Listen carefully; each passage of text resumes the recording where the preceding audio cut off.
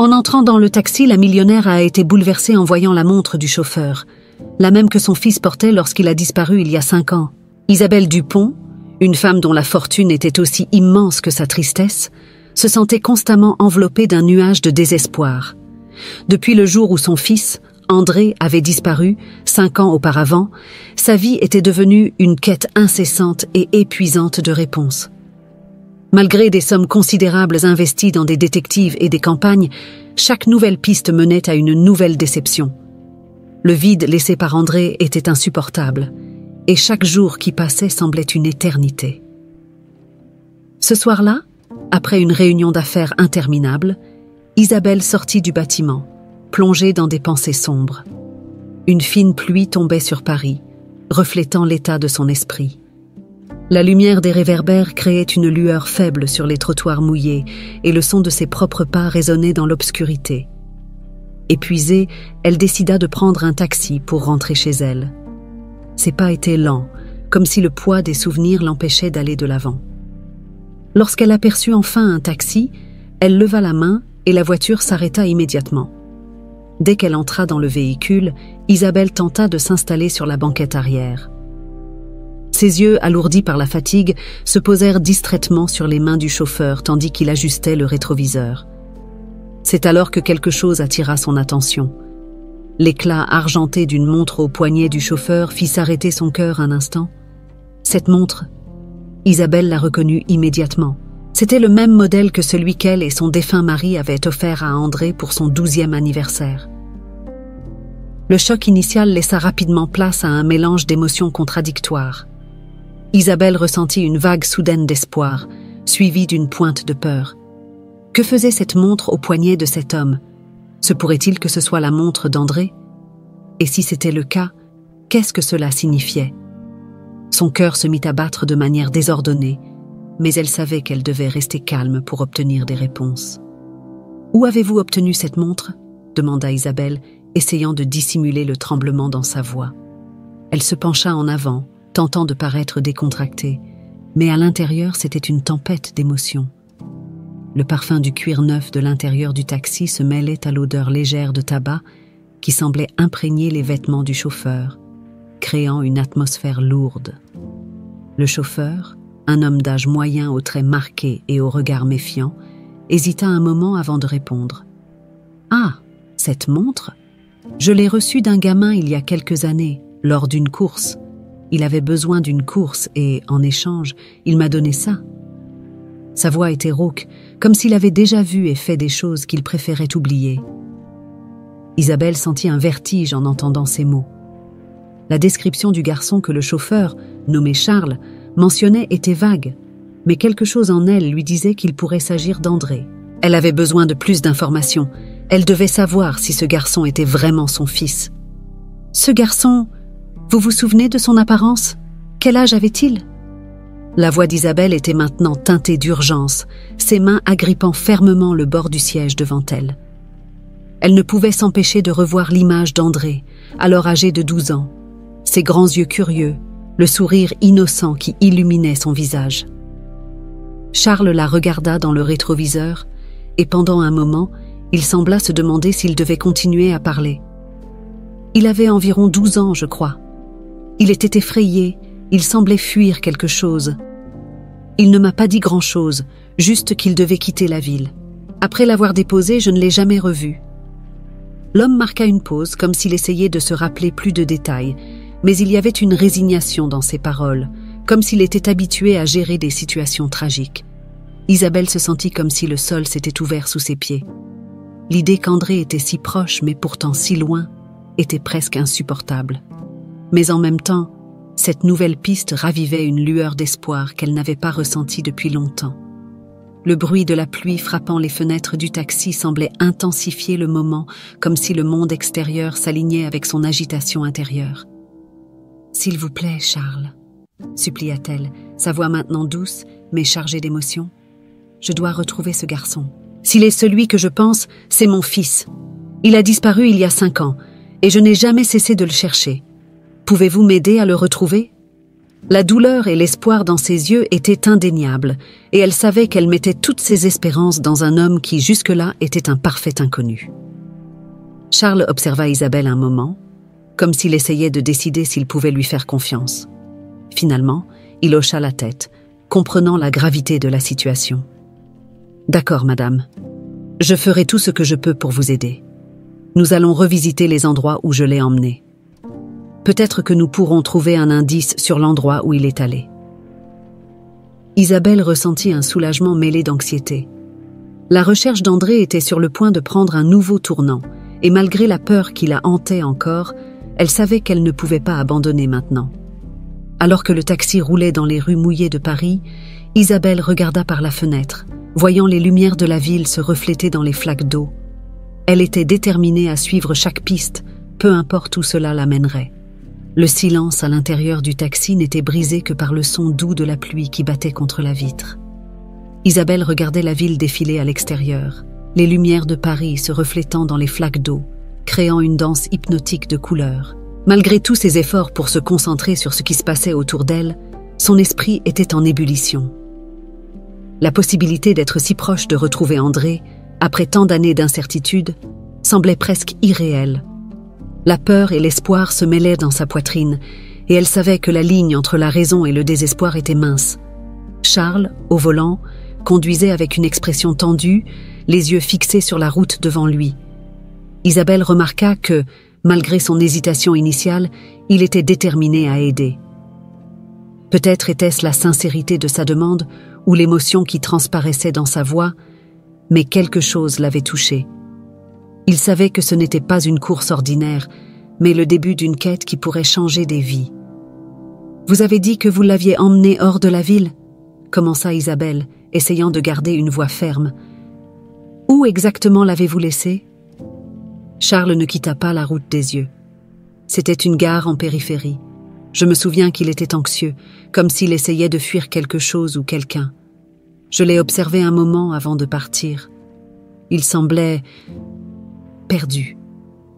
Isabelle sentit une boule se former dans sa poitrine. L'image d'André, seul dans une gare, perdu et effrayé, était presque insupportable. Elle ferma les yeux un instant, essayant de repousser la douleur qui menaçait de la submerger. Et il n'a rien dit sur sa destination? Il n'a mentionné aucun nom, aucun endroit? Charles secoua lentement la tête. Non, madame. Il était silencieux. Il voulait juste partir d'ici. Quand je l'ai laissé à la gare, il est entré rapidement et a disparu dans la foule. Je ne l'ai plus jamais revu depuis. Isabelle tenta de traiter les informations. C'était une piste mince, mais c'était plus que ce qu'elle avait eu depuis des années. La gare était le prochain endroit à inspecter, mais l'incertitude de là où cela la mènerait continuait de la hanter. Elle se demandait ce qui était arrivé à André après avoir quitté ce taxi. Avait-il réussi à trouver un refuge? Ou bien les ombres qui le poursuivaient l'avaient-elles rattrapé? « Nous devons y aller », dit Isabelle, d'une voix ferme. « S'il y a une chance de trouver plus d'informations, nous devons la suivre. » Charles hocha la tête, et sans un mot de plus, changea de direction, se dirigeant vers la périphérie de Paris. Le chemin fut long, et le silence entre eux devint lourd, chargé des attentes et des craintes de ce qu'ils pourraient découvrir. Isabelle sentait le temps passer lentement, chaque minute lui paraissant une éternité. Lorsqu'ils arrivèrent enfin à la gare, l'endroit était presque désert. Les faibles lumières éclairaient les quais vides, et le bruit lointain d'un train passant au loin résonnait dans l'air. C'était un lieu qui semblait avoir été oublié par le temps, très différent du centre animé de la ville. Isabelle descendit de la voiture, sentant le froid de la nuit se mêler à l'anxiété qui l'accompagnait. Charles sortit du taxi et marcha à ses côtés jusqu'à l'entrée de la gare. « C'est ici », dit-il en pointant l'un des quais. « C'est à cette gare que je l'ai laissé. » Il était seul, avec un vieux sac à dos. Il ne semblait pas avoir de destination en tête, il voulait juste partir d'ici. Isabelle regarda le quai, essayant d'imaginer André là, attendant un train qui l'emmènerait loin. La douleur de ne pas être à ses côtés à ce moment-là était écrasante. Elle prit une profonde inspiration, sentant l'humidité dans l'air et l'odeur de fer qui semblait imprégner l'endroit. « Parlons à quelqu'un », suggéra-t-elle, tentant de trouver un employé qui pourrait se souvenir de quelque chose. Peut-être que quelqu'un a vu quelque chose ou se souvient d'un garçon qui semblait en difficulté. Ils marchèrent dans la gare, qui était encore plus déserte que ce qu'Isabelle avait imaginé. Ils trouvèrent un agent de sécurité âgé, assis sur un banc, semblant presque endormi. Charles s'approcha en premier, expliquant rapidement la situation et montrant une vieille photo d'André. L'homme regarda la photo, ses yeux se plissant comme s'il essayait de se rappeler quelque chose. « Je me souviens d'un garçon comme ça, » dit-il lentement, d'une voix rauque. « C'était il y a quelques années. Il était ici, il avait l'air nerveux, comme s'il attendait quelqu'un ou fuyait quelque chose. Je me souviens qu'il est monté dans un train, mais je ne sais pas où il est allé. » Isabelle sentit son cœur s'emballer. C'était un mince espoir, mais c'était tout de même quelque chose. « Pouvez-vous vous souvenir d'autre chose ? Tout détail pourrait nous aider ?» L'homme secoua la tête. « Désolé, madame, c'est tout ce dont je me souviens.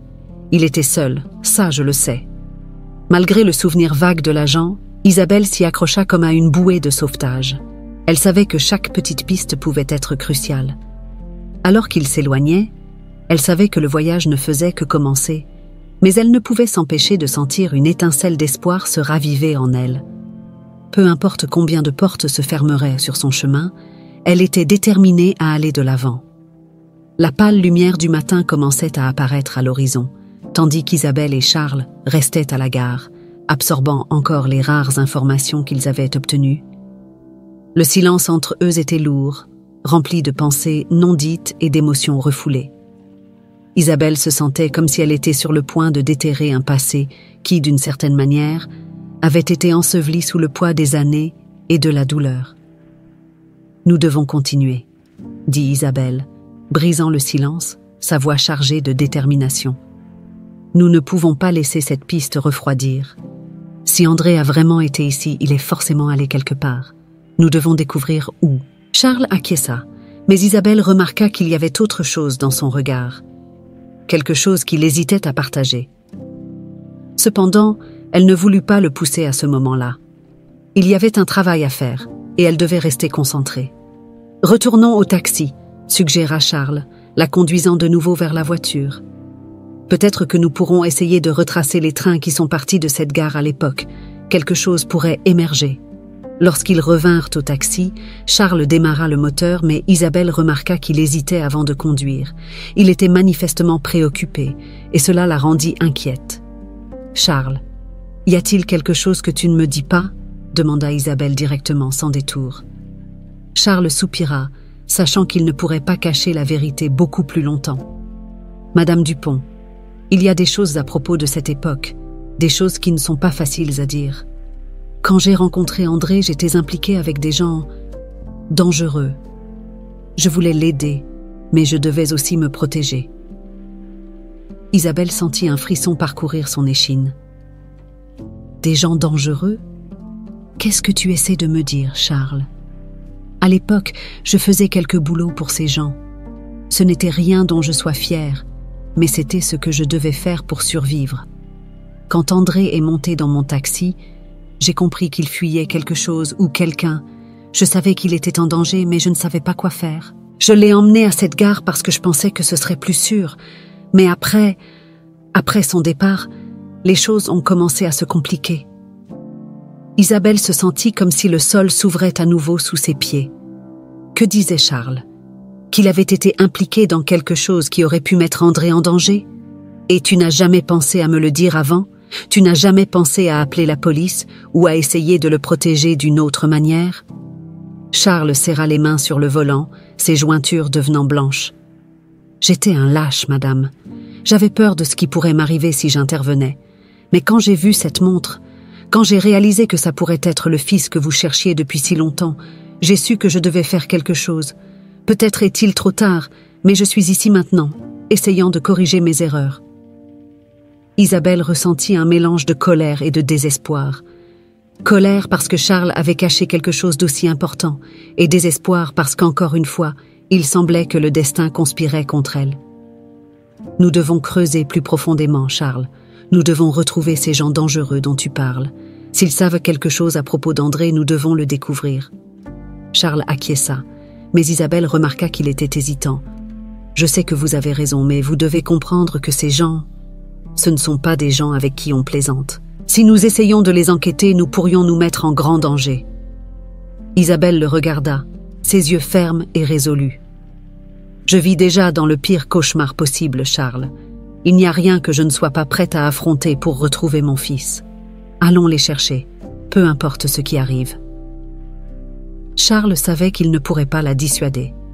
Isabelle était une femme déterminée et il pouvait voir qu'il n'y avait rien qui puisse l'empêcher de continuer avec sa décision. « Très bien, madame, je ferai tout ce que je peux pour vous aider. Mais nous devons être prudents. Ces personnes ne doivent pas savoir que nous les suivons. » Ils commencèrent à se diriger vers le quartier où Charles avait l'habitude de rencontrer ses contacts, une partie de Paris plus sombre et moins accueillante que le reste de la ville. Isabelle savait qu'elle s'aventurait en territoire dangereux, mais elle ne pouvait pas faire marche arrière. À mesure qu'ils approchèrent de leur destination, son esprit retournait aux souvenirs d'André, aux moments heureux qu'ils avaient à partager avant sa disparition.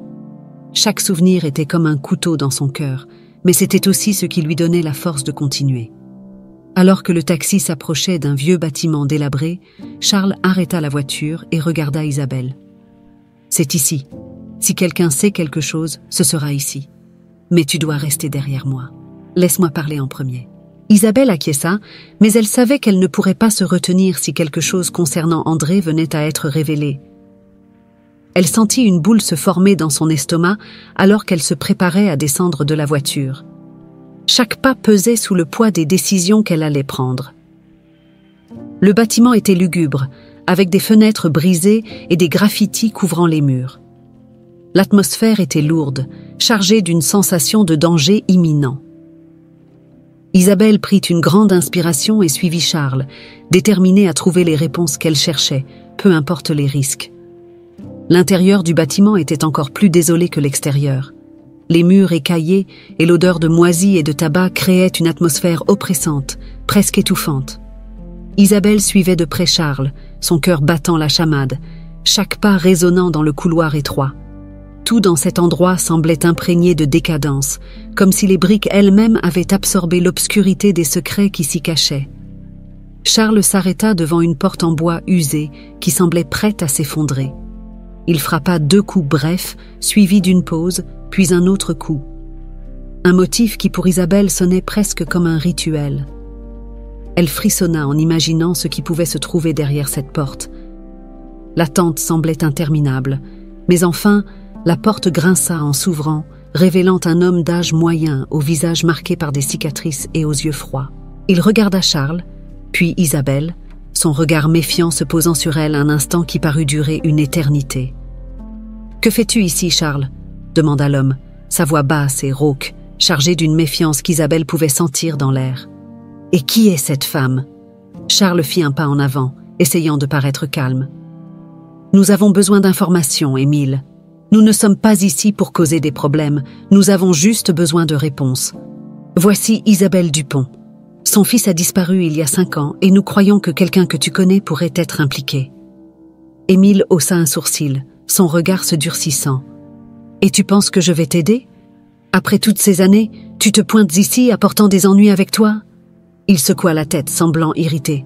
« Charles, tu sais très bien que ça ne marche pas comme ça. » Isabelle, sentant que la situation lui échappait, décida d'intervenir.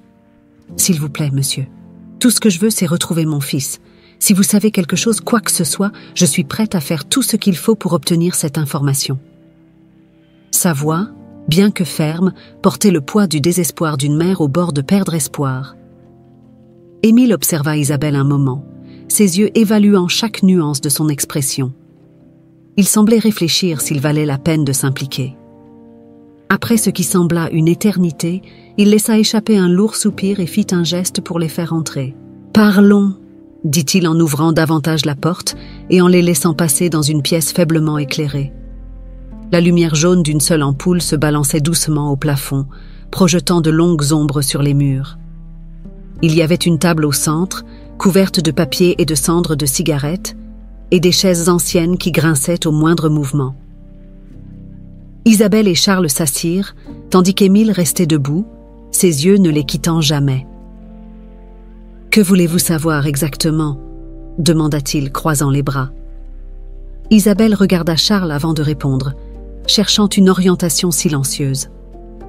Charles fit un léger signe de tête, indiquant qu'elle devait continuer. « Je veux savoir où est mon fils, dit-elle, sa voix ferme. Et qui l'a emmené ? Si vous savez quelque chose, s'il vous plaît, dites-le-moi. » Émile resta silencieux un moment, ses yeux aussi froids que de la glace. « J'ai entendu des histoires, » commença-t-il finalement, brisant le silence. « Il y a quelques années, il y avait un garçon qui fuyait quelque chose de gros. Des gens dangereux étaient après lui et il est apparu dans notre cercle pendant un certain temps. Mais, pour être honnête, je ne sais pas où il est allé ensuite. Tout ce que je sais, c'est qu'il a disparu aussi vite qu'il est apparu. » Isabelle sentit son cœur se serrer. Ce n'était pas la réponse qu'elle attendait, mais en même temps, c'était une confirmation qu'André avait croisé la route de ces personnes dangereuses. « Vous avez dit que vous aviez entendu des histoires, » insista-t-elle. « Qui était après lui? Pourquoi fuyait-il » Émile hésita avant de continuer. Ces personnes qui étaient après lui n'étaient pas du genre à croiser. Ils étaient des trafiquants, impliqués dans des affaires obscures. Je ne sais pas ce que le garçon a fait pour attirer leur attention, mais il avait peur, ça je le sais. Il était désespéré de quitter Paris, de se cacher. Isabelle ressentit un mélange de peur et de colère. Comment son fils, un enfant innocent, avait-il pu être entraîné dans quelque chose d'aussi terrible? Et pourquoi n'avait-il pas cherché de l'aide? Elle se souvint de combien André était curieux, explorant toujours le monde autour de lui.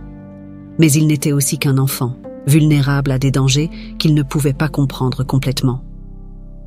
Charles, voyant à quel point cette révélation bouleversait Isabelle, décida d'intervenir. « Tu sais si quelqu'un a pu aider le garçon à s'échapper? Un contact? Un endroit où il aurait pu se cacher ?» Émile secoua la tête. « Je ne sais pas, Charles. Les personnes qui pourraient savoir sont loin maintenant, et les rares qui sont encore ici ne parleront pas. Mais si le garçon a vraiment réussi à s'échapper, il pourrait être quelque part très loin d'ici, vivant sous une autre identité. Peut-être que c'est mieux ainsi. » Isabelle ne savait plus quoi penser, plus quoi. D'un côté, l'idée qu'André puisse être vivant, caché quelque part, lui apporta une lueur d'espoir. Mais de l'autre, l'idée qu'il soit seul, avec une nouvelle identité, sans souvenir de sa vie d'avant, était dévastatrice. « Merci, dit-elle enfin, se levant de sa chaise. « Merci de nous avoir écoutés. Je ne vais pas abandonner même si je n'ai plus de piste. Mon fils mérite d'être retrouvé et je ferai tout ce qu'il faut pour que cela se produise. » Émile se contenta d'acquiescer, sans ajouter un mot, tandis qu'Isabelle et Charles quittèrent le bâtiment, laissant derrière eux les ombres qui l'habitent. Alors qu'ils retournent vers le taxi, Isabelle sait que le chemin est loin d'être terminé. Mais elle est plus déterminée que jamais à aller de l'avant. La lumière du jour commence à s'estomper alors qu'Isabelle et Charles quittent le bâtiment sombre pour regagner le taxi. Le silence entre eux est lourd, chacun perdu dans ses pensées. Assise sur le siège passager, Isabelle observe les rues de Paris défiler lentement, les ombres grandissant à mesure que le soleil se couche. Malgré les informations qu'ils ont obtenues, un sentiment d'impuissance la ronge toujours. Elle sait qu'elle se rapproche de la vérité sur ce qui est arrivé à André, mais elle est aussi consciente que cela pourrait signifier affronter quelque chose d'encore plus terrifiant.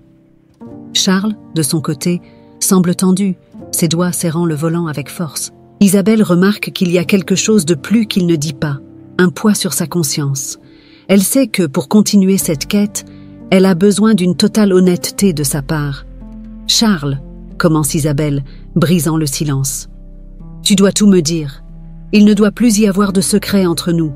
S'il y a quelque chose que tu ne m'as pas encore dit, c'est le moment. » Charles pousse un profond soupir, ses yeux toujours fixés sur la route. Il sait qu'Isabelle a raison, mais les mots semblent coincés dans sa gorge. Finalement, il se décide, ne pouvant plus porter ce fardeau seul. « Madame Dupont, » commence-t-il, sa voix basse et chargée de culpabilité. « Il y a quelque chose que vous devez savoir. Quelque chose que j'aurais dû vous dire dès le début, mais je n'en ai pas eu le courage. » Isabelle se tourne vers lui, ses yeux fixés sur son profil. « Qu'est-ce que c'est, Charles ? Dis-le-moi, je t'en prie. » Charles ralentit la voiture jusqu'à s'arrêter dans une ruelle tranquille, loin du trafic et du bruit de la ville. Il coupe le moteur et se tourne vers Isabelle, affrontant enfin son regard. J'étais plus impliquée avec ces gens que je ne les laissais paraître. À l'époque, je n'étais pas qu'un simple chauffeur. Je faisais partie de leurs opérations, et quand André est monté dans mon taxi cette nuit-là, je savais qu'il fuyait quelque chose de très gros. Mais au lieu de le livrer, j'ai décidé de l'aider à s'échapper. Isabelle sent son cœur se serrer. Un mélange de soulagement et de colère s'emparant d'elle. Donc, tu savais depuis le début qu'il était en danger. Et pourtant, tu m'as laissé croire qu'il avait disparu sans laisser de traces. Charles hoche la tête, la honte évidente dans ses yeux. Je sais que j'aurais dû vous le dire, mais j'avais peur. Peur de ce que ces gens feraient s'ils découvraient que j'avais aidé André à s'échapper. Et peur que, si je m'approchais de vous, cela n'attire encore plus de danger sur lui. Isabelle prend une profonde inspiration, essayant de digérer ce qu'il vient de dire. Elle peut comprendre la peur de Charles, mais elle ne peut lui pardonner d'avoir gardé ce secret aussi longtemps.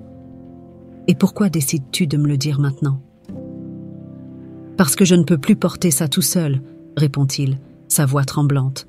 J'ai vu à quel point vous avez souffert, et je sais que c'est en partie de ma faute. Mais quand j'ai vu cette montre à mon poignet et que j'ai réalisé qu'elle pouvait être celle d'André, j'ai su que je devais essayer de réparer ce que j'ai fait.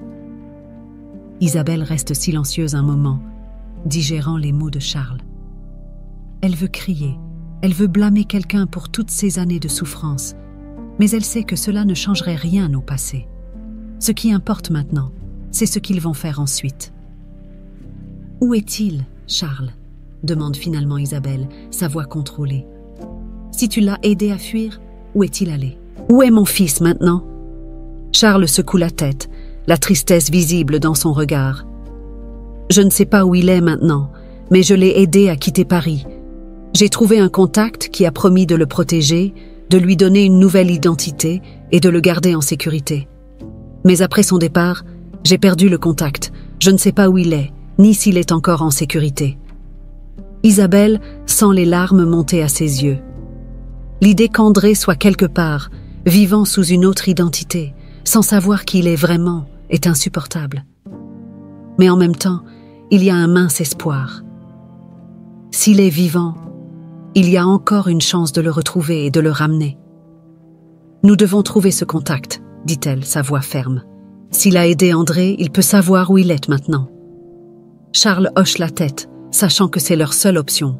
« Je vais vous y emmener, mais vous devez être préparée, madame. Ces gens ne sont pas faciles à gérer, et s'ils apprennent que nous enquêtons, ils pourraient essayer de nous arrêter. » Isabelle regarde Charles, son regard déterminé. « Je suis prête, Charles. Il n'y a rien que je ne sois pas prête à faire pour retrouver mon fils. Nous irons jusqu'au bout, ensemble. » Charles redémarre le moteur, sentant une nouvelle détermination grandir en lui. Ils sont sur le point d'entrer en territoire dangereux, mais il sait qu'il n'y a plus de retour en arrière. La seule option est d'avancer et de découvrir la vérité, quel qu'en soit le prix. Alors que le taxi retourne dans les rues de Paris, Isabelle sent une nouvelle force grandir en elle. Elle sait que le chemin à venir sera ardu, mais pour la première fois depuis longtemps, elle a l'impression d'être sur la bonne voie. Et avec Charles à ses côtés, elle est déterminée à ramener André à la maison. Tandis que le taxi serpente dans les rues sombres de Paris, Isabelle ressent un mélange de nervosité et de détermination. Elle sait qu'elle se rapproche d'un moment décisif, un point de non-retour dans la recherche d'André. À ses côtés, Charles conduit en silence, son visage marqué par la tension. Il conduit Isabelle vers une personne qui pourrait détenir les réponses qu'elle cherche tant, mais il sait aussi que cette rencontre pourrait apporter de nouveaux dangers. « Nous y sommes presque, » dit Charles, brisant le silence. L'homme qui a aidé André à fuir vit dans un quartier éloigné, où les questions ne sont pas les bienvenues. Nous devons être prudents.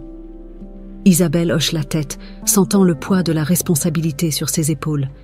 Elle sait que chaque mot et chaque action seront décisifs, et qu'un faux pas pourrait signifier perdre André à jamais, cette fois pour de bon.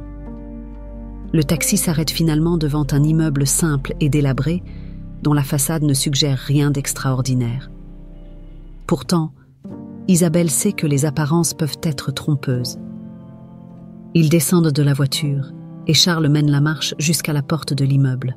Le silence de la nuit n'est interrompu que par le son lointain d'une sirène et la tension dans l'air est palpable. Charles frappe à la porte, utilisant un schéma de coups qui, manifestement, sert de code. Après un moment qui semble durer une éternité, la porte s'ouvre sur un homme robuste, à l'expression sévère. « Charles !» dit l'homme d'un ton prudent. « Que fais-tu ici ?»« Pierre !» commence Charles, sa voix calme mais ferme. « C'est Isabelle Dupont. Elle cherche son fils, André. Nous avons besoin de votre aide. » Pierre regarda Isabelle, l'évaluant d'un œil perçant. Après un court silence, il leur fit signe d'entrer. « Entrez, mais soyez rapides, ce n'est pas un endroit où il faut traîner. » Isabelle et Charles suivirent Pierre jusqu'à une petite pièce sombre, meublée simplement, avec des murs couverts de papier. L'atmosphère y était lourde de secrets et de tensions, et Isabelle sentit un frisson lui parcourir l'échine. Elle savait que Pierre était quelqu'un qui vivait dans l'ombre, et lui faire confiance était un risque, mais elle n'avait pas d'autre choix. « Alors, vous cherchez André ?» dit Pierre en se tournant vers Isabelle. « Je l'ai aidé à s'enfuir, mais c'était il y a longtemps. Il est loin maintenant, hors de portée de ceux qui le poursuivaient. »« S'il vous plaît, » implora Isabelle, sa voix chargée d'émotion. « Je veux juste savoir où il est. Je veux m'assurer qu'il est en sécurité et peut-être le ramener à la maison. » Pierre croisa les bras, observant Isabelle avec une expression mêlant curiosité et scepticisme. « Ce n'est plus le même garçon que vous connaissiez. Quand je l'ai trouvé, il était brisé, effrayé et perdu. Il a fallu beaucoup de travail pour reconstruire sa vie et je ne suis pas sûre que le ramener dans le passé soit la meilleure chose pour lui. » Isabelle sentit un nœud dans sa gorge. L'idée qu'André ait tellement changé, qu'il soit si éloigné de celui qu'il était, la terrifiait. Mais elle savait aussi qu'en tant que mère, elle ne pouvait pas l'abandonner. « C'est mon fils », dit-elle fermement. « Peu importe ce qui s'est passé, je dois le voir. S'il vous plaît, Pierre, dites-moi où il est. » Pierre resta silencieux un moment, comme s'il réfléchissait aux implications de ce qu'elle demandait. Finalement, il soupira et se dirigea vers un bureau couvert de papier, en sortant une petite photo d'un tiroir. Il la tendit à Isabelle, qui la prit avec des mains tremblantes. Quand elle regarda la photo, son cœur faillit s'arrêter. C'était André, mais il avait changé. Plus vieux, plus sérieux, avec une expression qu'elle n'avait jamais vue auparavant. Pourtant, c'était bien lui. « C'est lui maintenant, » dit Pierre, sa voix ferme. « Il vit dans une petite ville en dehors de Paris, sous une nouvelle identité. Je l'ai gardé en sécurité, mais cela a eu un coût élevé. Si vous allez le voir, vous devrez en assumer les conséquences. Il pourrait ne pas vouloir revenir. » Isabelle sentit les larmes couler sur ses joues tandis qu'elle regardait la photo. « Merci, » murmura-t-elle, serrant la photo contre son cœur. « Je sais que ce ne sera pas facile, mais je dois essayer. Je dois le ramener. » Pierre hocha la tête, son regard s'adoucissant légèrement. « Je comprends. J'espère juste que vous êtes prête pour ce que vous allez trouver. Ce ne sera pas la réunion que vous espérez. » Charles, qui était resté silencieux jusque-là, posa la main sur l'épaule d'Isabelle. « Nous sommes ensemble dans cette démarche, madame. Nous allons le retrouver, et nous ferons tout ce qu'il faudra pour le ramener. » Isabelle acquiesça, ressentant un mélange de peur et d'espoir grandir en elle. Elle savait que le chemin à venir serait difficile, mais pour la première fois depuis des années, elle avait une direction claire. Avec la photo d'André entre ses mains, elle était déterminée à aller de l'avant, peu importe ce qui l'attendait. « Sortons d'ici, » dit Pierre, regardant nerveusement vers la porte. « Nous ne devrions pas rester trop longtemps au même endroit. Je vais vous donner les instructions pour le retrouver, mais vous devez être rapide. Plus vous quitterez Paris tôt, mieux ce sera. » Isabelle et Charles acquiescèrent, et tandis que Pierre leur donnait les détails de l'endroit où se trouvait André, Isabelle ressentit une nouvelle vague de détermination. Le moment des retrouvailles était plus proche que jamais, et elle était prête à affronter tous les obstacles pour ramener son fils. Le voyage vers la petite ville en dehors de Paris fut marqué par un mélange d'anxiété et d'espoir.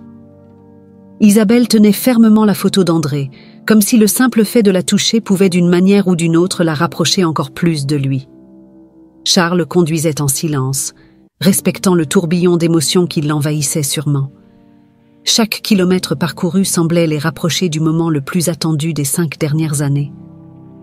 Lorsqu'ils arrivèrent enfin à destination, Isabelle sentit son cœur s'emballer. La ville était tranquille, avec des rues étroites et des maisons anciennes, le genre d'endroit où tout le monde se connaît et où la vie se déroule à un rythme plus lent. Charles gara la voiture à un coin discret, hors de vue principale, et se tourna vers Isabelle. « C'est ici », dit-il doucement, en désignant une maison modeste de l'autre côté de la rue. « D'après Pierre, André est à l'intérieur. Mais rappelez-vous, madame, il se peut qu'il ne se souvienne pas de vous. » Isabelle acquiesça, la gorge serrée par l'émotion. Elle savait que rien ne pouvait la préparer totalement à ce qui allait se passer, mais elle ne pouvait pas laisser la peur l'arrêter. « Je dois le voir », fut tout ce qu'elle put dire avant de sortir de la voiture. Chaque pas vers la maison semblait lourd, comme si l'air autour d'elle était plus dense. Elle avait du mal à respirer, mais elle continua d'avancer, poussée par l'amour qu'elle éprouvait pour André. En arrivant à la porte, Isabelle hésita un moment, son cœur battant si fort qu'elle pouvait entendre le bruit dans ses oreilles. Rassemblant tout son courage, elle frappa à la porte, attendant ce qui sembla une éternité. La porte s'ouvrit lentement, révélant un jeune homme qui, à première vue, semblait être un étranger. Il avait les cheveux foncés et une posture assurée, mais il y avait quelque chose dans ses yeux qui fit retenir son souffle à Isabelle. C'était lui, André. Malgré les changements physiques, Isabelle reconnut les yeux de son fils, les mêmes yeux qu'elle avait vus pour la dernière fois 5 ans auparavant. « Puis-je vous aider ?» demanda André, sa voix calme mais empreinte de méfiance. Il ne la reconnaissait clairement pas, et cela brisa un peu plus le cœur d'Isabelle.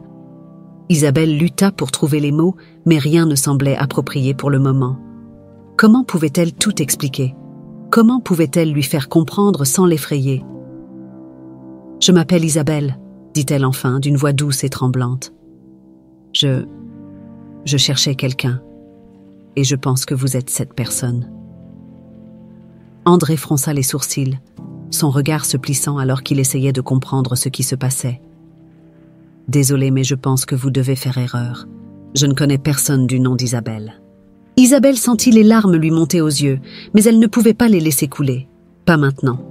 « Je comprends que cela puisse être confus, » continua-t-elle, essayant de rester calme. « Mais s'il vous plaît, donnez-moi une chance d'expliquer. » André la regarda un moment, son visage exprimant autant de curiosité que de scepticisme. Il finit par ouvrir un peu plus la porte et fit signe à Isabelle d'entrer. « D'accord, » dit-il avec prudence, « mais soyez brève, je dois partir bientôt. » Isabelle entra dans la maison, ses yeux scrutant l'environnement alors qu'elle tentait de comprendre ce qui se passait. C'était une maison simple, mais accueillante, avec peu de décoration, mais avec des signes qu'André avait créé une vie ici. Elle s'assit sur une chaise qu'André lui avait offerte, tandis qu'il restait debout, manifestement mal à l'aise avec la situation. « Je sais que c'est difficile à croire, » commença Isabelle, choisissant ses mots avec soin. « Mais je suis ici parce que je pense que tu es mon fils. Tu as disparu il y a 5 ans, et depuis, je te cherche sans relâche. » André resta silencieux, son expression impassible, mais il y avait quelque chose dans ses yeux qui montrait qu'il luttait pour comprendre ce qu'il entendait. « Je ne me souviens de rien de tout ça, » dit-il finalement, sa voix distante. « J'ai vécu ici ces dernières années, et je ne sais rien de ce dont tu parles. » Isabelle sentit le désespoir monter en elle, mais elle savait qu'elle devait rester forte. « Je comprends que c'est difficile, » dit-elle doucement, « mais j'ai des preuves, j'ai des photos, des documents, tout ce que tu veux voir. S'il te plaît, donne-moi juste une chance de te prouver ce que je dis. » André secoua la tête, confus. « Même si tu as des preuves, cela ne change rien au fait que je ne me souviens de rien. Ma vie est ici maintenant. » Isabelle réalisa qu'elle devait adopter une autre approche. « Je ne suis pas ici pour te forcer à quoi que ce soit, » dit-elle, sa voix empreinte de sincérité. « Je veux simplement que tu saches que, si un jour tu es prêt, je serai là pour t'aider à découvrir la vérité.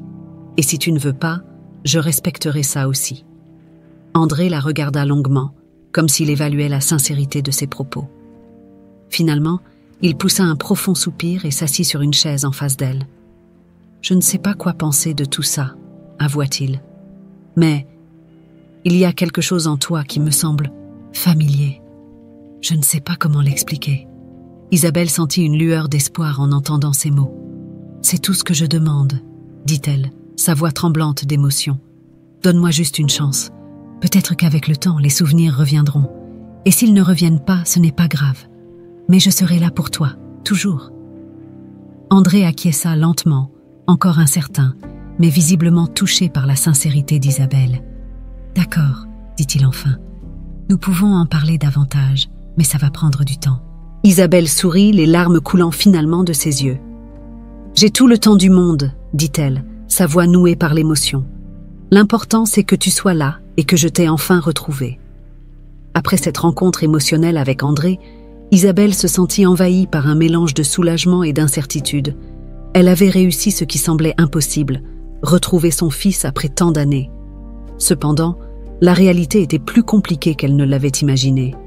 André, maintenant avec une nouvelle identité et sans souvenir de son passé, était pratiquement un étranger. Le chemin pour regagner la confiance et la relation qu'ils avaient autrefois serait long et incertain. De retour dans le taxi, alors qu'ils s'éloignaient de la maison d'André, le silence entre Isabelle et Charles était lourd. Isabelle regardait par la fenêtre, les lumières de la petite ville clignotant au passage, mais son esprit était ailleurs, perdu dans des pensées sur ce qui allait suivre. Charles, de son côté, semblait clairement en proie à ses propres luttes internes. Le poids de ses secrets semblait le peser à chaque kilomètre parcouru. « Tu vas essayer de le ramener ?» demanda finalement Charles, brisant le silence d'une voix hésitante. Isabelle se tourna vers lui, l'expression de son visage reflétant la complexité de ses émotions. « Je veux qu'il se souvienne, » répondit-elle, sa voix douce mais déterminée. « Je veux qu'il sache qui il est vraiment, mais je ne veux pas le forcer. Tout ce que je peux faire maintenant, c'est être présente pour lui et espérer qu'avec le temps, les souvenirs reviennent. » Charles hocha la tête, mais Isabelle remarqua qu'il était toujours perturbé. Il semblait lutter avec quelque chose qu'il voulait dire, mais ne savait pas comment. Elle décida de ne pas le presser, lui laissant trouver le bon moment pour s'ouvrir. Alors qu'il continuait à rouler, les rues devinrent plus étroites et plus sombres, et l'atmosphère environnante commença à changer. La ville tranquille laissa place à un quartier plus sombre, où la décadence et l'abandon étaient évidents. Finalement, Charles arrêta la voiture devant un immeuble ancien et mal entretenu. Il coupa le moteur mais resta silencieux, fixant le volant comme s'il livrait une bataille intérieure. « Charles, » commença Isabelle, brisant le silence. « Y a-t-il quelque chose que tu veux me dire ?» Il inspira profondément, évitant toujours de la regarder. « Madame Dupont, je pense que vous méritez de connaître toute la vérité. Il y a des choses sur moi, sur mon passé, que j'ai cachées parce que j'avais peur. Mais je ne peux plus porter ce fardeau seule. » Isabelle sentit un frisson parcourir son dos. Elle savait que Charles cachait quelque chose, mais la gravité dans sa voix laissait présager une révélation bien plus perturbante qu'elle ne l'avait imaginée. « Qu'essaies-tu de me dire, Charles ?» Il leva enfin les yeux, croisant son regard avec une expression mêlée de culpabilité et de détermination. « Avant que tout cela n'arrive, avant qu'André ne disparaisse, j'étais profondément impliquée avec un groupe criminel. Je faisais des travaux sales pour eux, des choses dont je ne suis pas fière. Quand André est monté dans mon taxi, j'étais à un point de non-retour, mais en le voyant si vulnérable, quelque chose en moi a changé. » Isabelle resta silencieuse, essayant de digérer les mots de Charles. Elle avait toujours su qu'il avait un passé sombre, mais l'idée qu'il ait été si profondément impliqué avec des criminels la terrifiait. Cependant, elle savait aussi que, d'une certaine manière, il avait essayé de protéger André. « Pourquoi ne m'as-tu pas dit ça plus tôt ?» demanda-t-elle, sa voix calme, mais chargée d'émotion. Charles soupira, ses épaules s'affaissant en signe de reddition. « J'avais peur, madame. Peur que vous me voyiez comme un monstre, peur des conséquences. Mais je savais que je devais faire quelque chose pour racheter les erreurs de mon passé.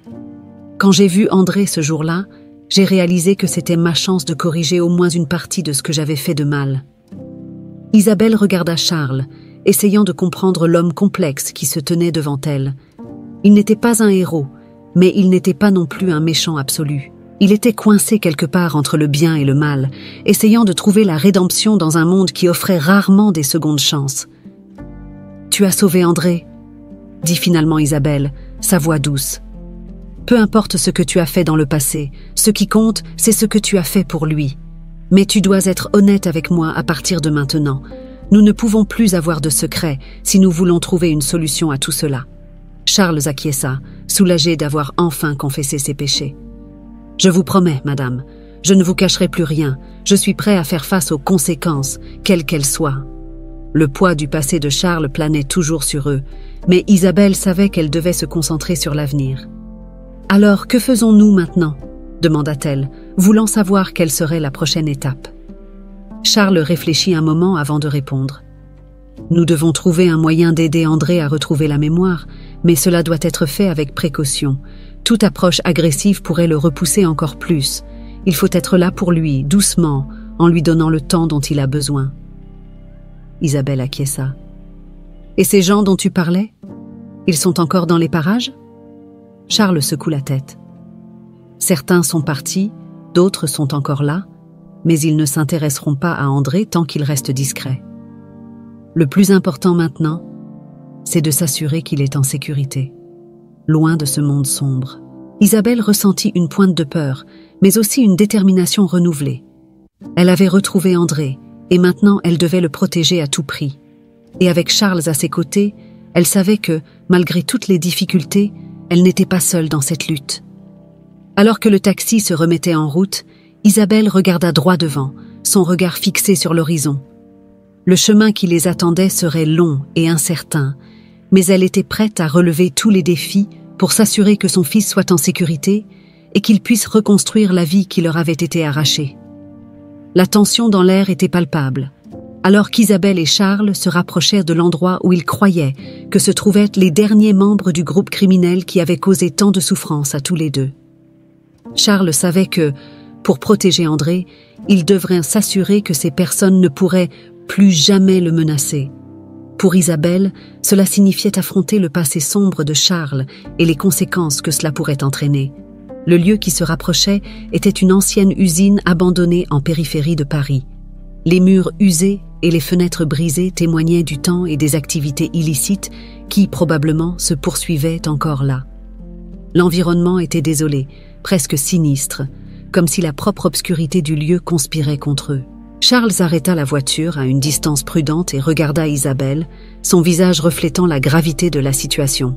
« C'est ici », dit-il, sa voix basse et chargée de prudence. « Ils peuvent encore être là, mais nous devons être extrêmement prudents.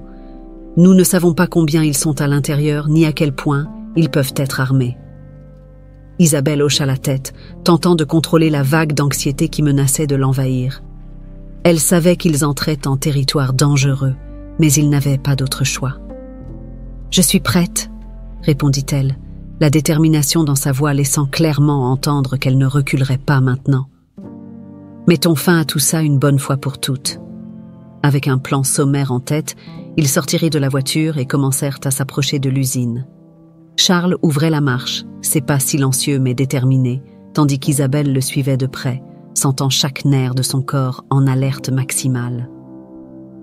À mesure qu'ils approchèrent de l'entrée, le silence n'était interrompu que par le bruit lointain du métal grinçant dans le vent et le goutte-à-goutte occasionnel de l'eau, résonnant dans les couloirs vides. En entrant dans le bâtiment, ils furent accueillis par une grande salle sombre, éclairée seulement par quelques lampes suspendues qui se balançaient légèrement, projetant des ombres sinistres sur les murs sales. L'endroit était pratiquement désert, mais il y avait des signes que quelqu'un avait été là récemment. Des caisses éparpillées, des meubles vieux et l'odeur persistante de cigarettes dans l'air. Ils avançaient lentement, attentifs aux moindres sons ou mouvements. Charles avait une expression sérieuse, clairement concentrée sur le fait d'éviter toute surprise. Isabelle, quant à elle, était déchirée entre la peur de ce qui pourrait arriver et le besoin de s'assurer que personne d'autre ne pourrait menacer André. Soudainement, un bruit résonna dans la salle, et tous deux se figèrent sur place. Charles fit signe à Isabelle de rester derrière lui pendant qu'il s'approchait de l'une des portes latérales. La tension était palpable, et chaque seconde semblait s'étirer à l'infini. Quand Charles ouvrit la porte, il se retrouva face à face avec un homme qui n'attendait clairement pas de visiteurs. Les yeux de l'homme s'écarquillèrent de surprise, mais avant qu'il ne puisse réagir, Charles l'immobilisa, le plaquant contre le mur. « Où sont les autres ?» exigea Charles, sa voix basse mais menaçante. L'homme, effrayé, tenta de résister, mais Charles fut implacable. « Je t'ai demandé où sont les autres ?» répéta-t-il, sa patience visiblement à bout. L'homme finit par céder, réalisant qu'il n'avait pas d'autre choix. « Ils sont à l'étage » murmura-t-il, sa voix tremblante. Mais ils ne sont pas nombreux, juste quelques-uns s'occupant du stock. Charles regarda Isabelle qui acquiesça. Il devait s'assurer que tous soient neutralisés avant de faire quoi que ce soit d'autre. Avec l'homme encore sous contrôle, ils avancèrent silencieusement dans le bâtiment, montant les escaliers anciens et grinçants qui menaient à l'étage supérieur. Là-haut, le décor était semblable à celui d'en bas, mais avec des signes que l'endroit était encore régulièrement utilisé. Plus de caisses, des tables de fortune et la lumière des lampes suspendues. Il pouvait entendre des voix au loin, des conversations étouffées qui indiquaient la présence des autres. Charles et Isabelle s'approchèrent, chacun conscient que le prochain mouvement serait crucial. Lorsqu'ils atteignirent enfin la pièce où les hommes étaient réunis, Charles fit signe à Isabelle de rester à l'écart tandis qu'il s'approchait de la porte. La confrontation qui s'ensuivit fut rapide et décisive. Charles entra dans la pièce, prenant les hommes par surprise. Le combat qui suivit fut intense, mais Charles était déterminé à en finir une bonne fois pour toutes. Isabelle, malgré son inexpérience dans ce genre de situation, resta forte, sachant que tout cela était nécessaire pour assurer la sécurité d'André. Quand la poussière retomba enfin, Charles était essoufflé, mais victorieux. Les hommes étaient immobilisés, et il savait que le danger immédiat était passé. « C'est fini », dit-il en se tournant vers Isabelle. « Ils ne nous menaceront plus. » Isabelle ressentit une vague de soulagement, mais aussi une profonde fatigue. La bataille était gagnée, mais les cicatrices émotionnelles prendraient du temps à guérir. Elle regarda Charles, qui était visiblement épuisé, mais soulagé d'avoir enfin fait ce qu'il fallait. « Merci Charles, » dit-elle doucement. « Je ne sais pas ce que j'aurais fait sans toi. » Charles sourit, un sourire triste mais sincère. « C'était la moindre des choses, » répondit-il. « Maintenant, nous pouvons retourner auprès d'André et veiller à ce qu'il ait la vie qu'il mérite. » Isabelle acquiesça, sachant que malgré toutes les difficultés, ils étaient enfin sur la bonne voie. L'avenir était encore incertain, mais pour la première fois depuis longtemps, elle sentait qu'il y avait de l'espoir. En quittant l'usine, l'air frais de la nuit les enveloppa, apportant avec lui la promesse de nouveaux départs. Isabelle savait que le chemin qui les attendait serait encore semé d'embûches, mais avec Charles à ses côtés et André en sécurité, elle était prête à l'affronter. De retour dans le taxi, le silence entre Isabelle et Charles était différent de ce qu'ils avaient presque connu auparavant. Il y avait un soulagement palpable dans l'air, une sensation que le danger immédiat était passé, mais aussi une tranquillité réflexive. Les mots échangés étaient peu nombreux, mais lourds de sens. Tous deux savaient que le pire était derrière eux, mais il restait encore beaucoup à affronter. Alors que le taxi avançait dans les rues de Paris, les lumières de la ville illuminant doucement l'intérieur de la voiture, Isabelle se permit de se détendre pour la première fois depuis des années. Elle regarda Charles, qui conduisait avec une expression sérieuse mais visiblement plus légère qu'auparavant. Il avait affronté son passé et d'une certaine manière trouvé une rédemption. Mais Isabelle savait que les cicatrices de ce qu'ils avaient vécu ensemble étaient encore présentes, tant pour lui que pour elle. « Tu as fait ce qu'il fallait, Charles », dit Isabelle, brisant le silence. « Aussi difficile que ça ait été, tu as sauvé mon fils. Et pour ça, je ne pourrai jamais te remercier assez. » Charles garda les yeux sur la route.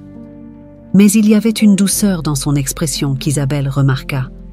« J'ai seulement fait ce qui était juste, » répondit-il, sa voix basse. « Cela fait longtemps que j'essaie de fuir mes erreurs, mais je ne pouvais plus vivre avec ce poids. Aider toi et André était quelque chose que je devais faire, non seulement pour vous, mais aussi pour moi. » Isabelle acquiesça, comprenant la profondeur des mots de Charles. Il avait été une figure complexe tout au long de ce périple, un homme avec des défauts, mais qui, au final, avait choisi le chemin de la rédemption. J'espère juste que nous pourrons commencer à guérir maintenant, dit-elle doucement, plus pour elle-même que pour lui. Lorsque le taxi s'arrêta enfin devant la maison d'André, Isabelle sentit son cœur s'accélérer à nouveau. Elle savait qu'en dépit de tout, le véritable défi ne faisait que commencer. Entrer dans la vie d'André, se reconnecter avec lui, l'aider à se rappeler de qui il était vraiment, tout cela serait un processus long et incertain. « Veux-tu que je t'accompagne » demanda Charles, la regardant avec un mélange d'inquiétude et de soutien. Isabelle réfléchit un instant avant de répondre. « Je pense que je dois le faire seule, » dit-elle finalement. « Mais merci Charles, j'apprécie vraiment tout ce que tu as fait pour nous. » Charles acquiesça, respectant sa décision. « Je serai là si tu as besoin de moi, » dit-il, la sincérité dans sa voix claire. Isabelle sortit de la voiture et se dirigea vers la porte d'André, son cœur battant fort dans sa poitrine.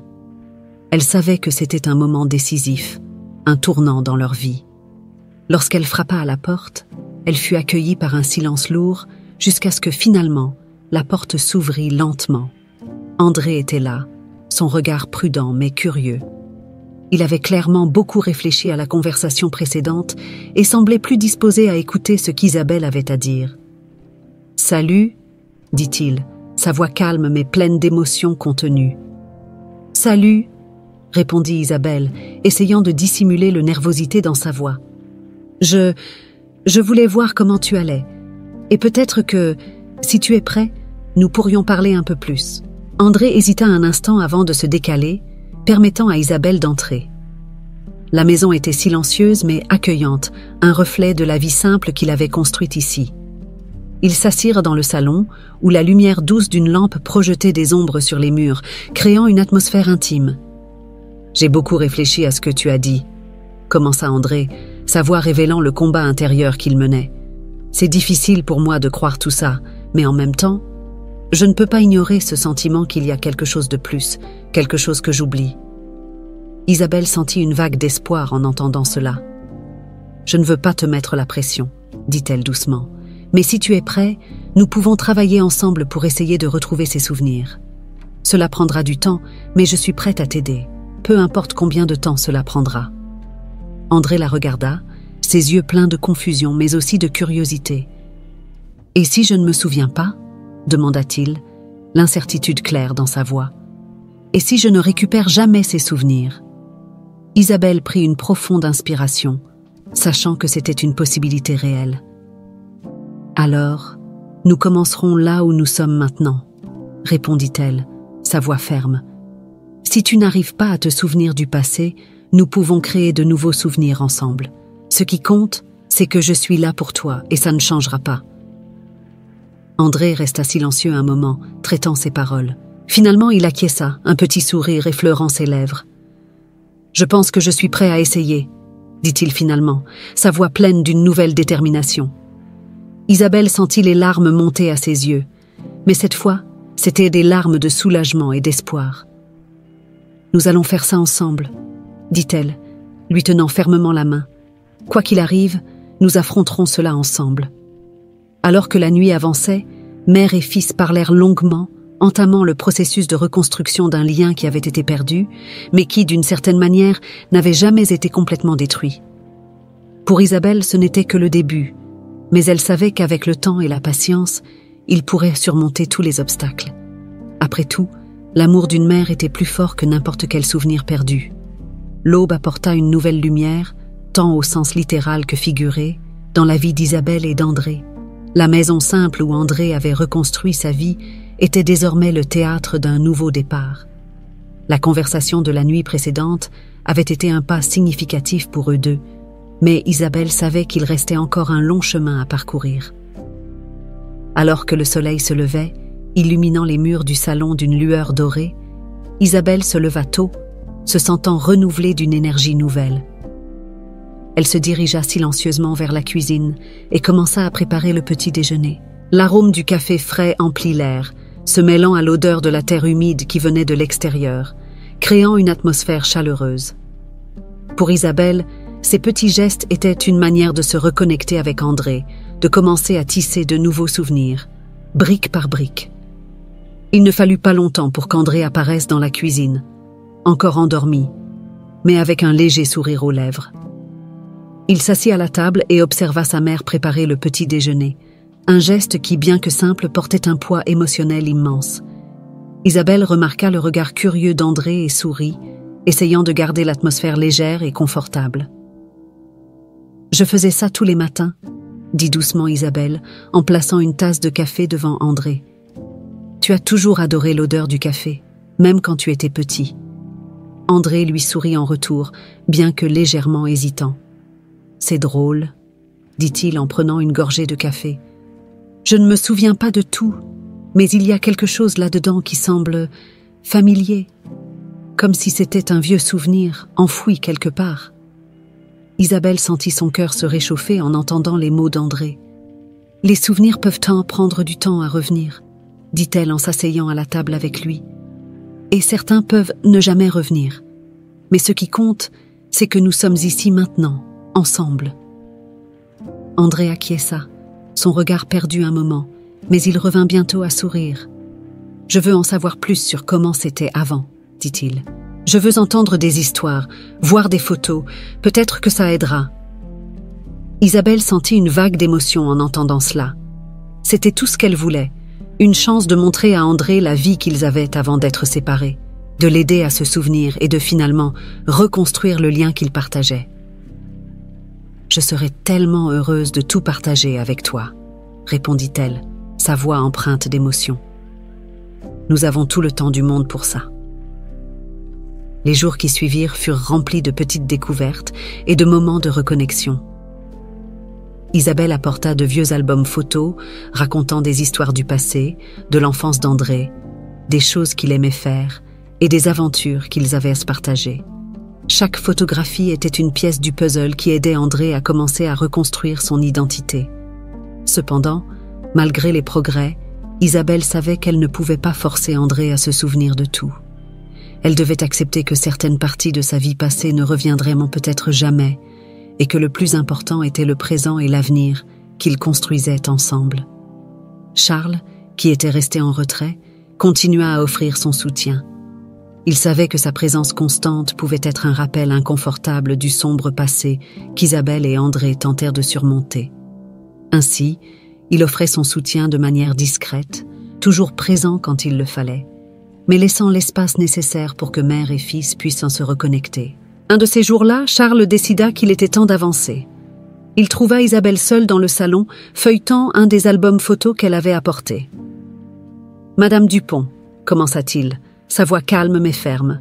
« Je pense qu'il est temps pour moi de partir. » Isabelle leva les yeux, surprise, mais en même temps compréhensive. « Charles, tu n'as pas besoin de faire ça, » dit-elle, mais il y avait une acceptation dans son ton.